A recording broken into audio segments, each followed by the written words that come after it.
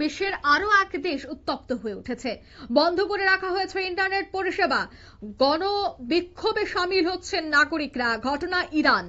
নির্বাসিত যুবরাজের ডাকে এবার ইরানে শুরু হয়েছে গণবিক্ষোভ। দেশ জুড়ে ইন্টারনেট বন্ধ করে দেওয়া হয়েছে, ফোন যোগাযোগ বন্ধ করে দেওয়া হয়েছে। মোল্লাতন্ত্র অপসারণের লড়াই, মৃত্যু অন্তত 50 জনের। বিস্তারিত সে বিষয়ে জানবো। টেলিফোন লাইনে যুক্ত হয়ে গেছে প্রতিনিধি সোম মুখোপাধ্যায়। সোম, ঠিক কি জানতে পারছো?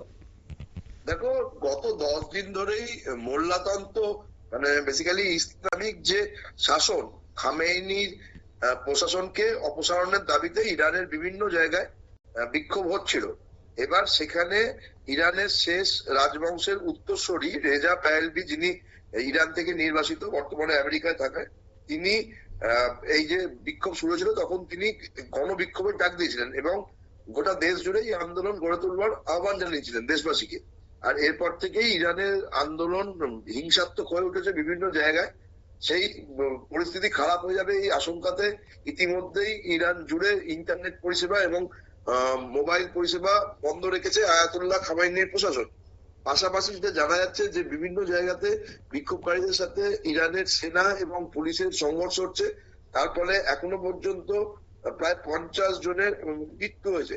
এই বিষয়টিকে কেন্দ্র করে চারিদিকে গন্ডগোল হচ্ছে।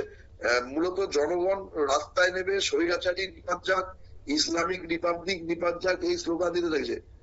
জনগণের বক্তব্য হচ্ছে যে এটাই শেষ যুদ্ধ।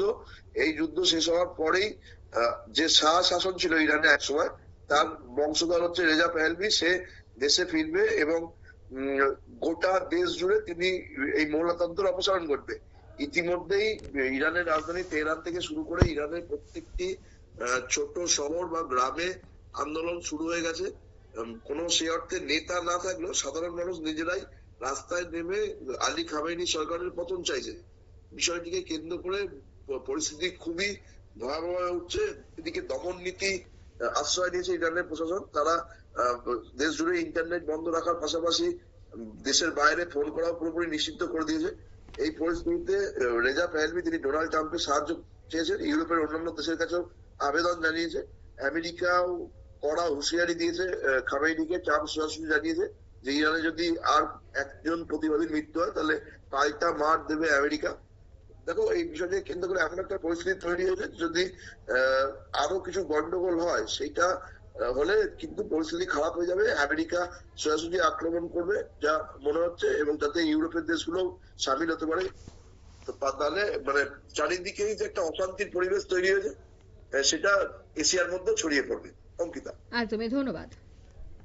অর্থাৎ এই বিষয়টা নিয়ে কিন্তু এবার এশিয়ার মধ্যেই প্রভাব পড়তে পারে বলে মনে করা হচ্ছে। তবে নির্বাসিত যুবরাজের ডাকেই ইরানে শুরু হয়েছে এই গণবিক্ষোভ।